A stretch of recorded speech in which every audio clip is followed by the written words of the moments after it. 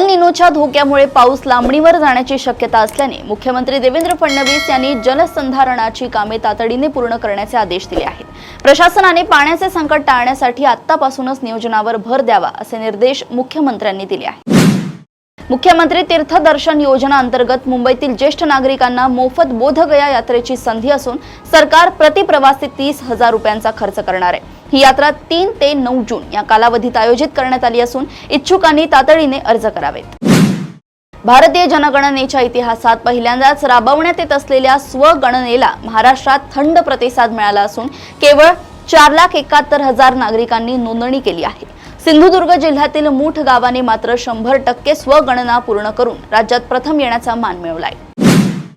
वारकरी संप्रदायातील कथित घुसखोरीच्या वादावरून राष्ट्रवादीचे प्रवक्ते विकास लवांडे यांच्यावर आळंदीत संग्राम भंडारे यांनी शाईफेक केली। लवांडे यांनी कीर्तनकार आणि महंतांवर केलेल्या आरोपांचा निषेध म्हणून ही घटना घडली असून यामुळे राजकीय वातावरण तापलंय। अहिल्यानगरचे नवनियुक्त खासदार निलेश लंके यांना ताप आणि निर्जलीकरणाच्या त्रासामुळे पुण्याच्या रुबी हॉल क्लिनिकमध्ये उपचारासाठी दाखल करण्यात आलंय। सध्या त्यांची प्रकृती स्थिर असून तज्ञ डॉक्टरांच्या मार्गदर्शनाखाली त्यांच्यावर उपचार सुरू आहेत। 10वीच्या निकालात राज्याचा एकूण निकाल समाधानकारक लागला असला तरी 94,544 विद्यार्थी मराठी विषयात नापास झाल्याने चिंता व्यक्त होत आहे। मराठी सक्तीची असूनही इतक्या मोठ्या संख्येने विद्यार्थी नापास होणे हे भाषेच्या संवर्धनापुढील मोठे आव्हान मानले जात आहे। 10वीच्या निकालाच्या भीतीपोटी छत्रपती संभाजीनगरमधील सोहम मोरे या विद्यार्थ्याने टोकाचे पाऊल उचलून आत्महत्या केली। धक्कादायक बाब म्हणजे निकाल जाहीर झाला तेव्हा सोहम 42% गुण मिळवून उत्तीर्ण झाला असल्याचं स्पष्ट झालंय।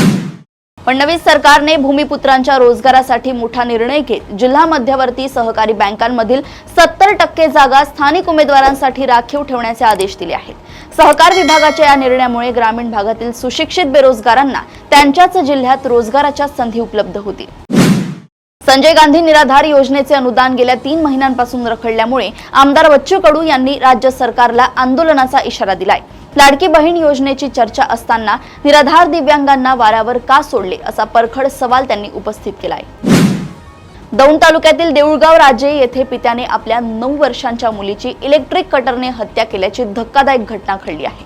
निकालाच्या वादावरून मुलाने केलेल्या खोडसाळपणामुळे रागाच्या भरात पित्याने हे पाऊल उचललंय आणि हत्येचा पुरावा नष्ट करण्यासाठी घराला आग लावली आहे। प्रदेशातील अशाच टॉप 10 बातम्या मी ऐश्वर्या आपल्यापर्यंत घेऊन येत राहील। तोपर्यंत बघत रहा देशोन्नती। नमस्कार।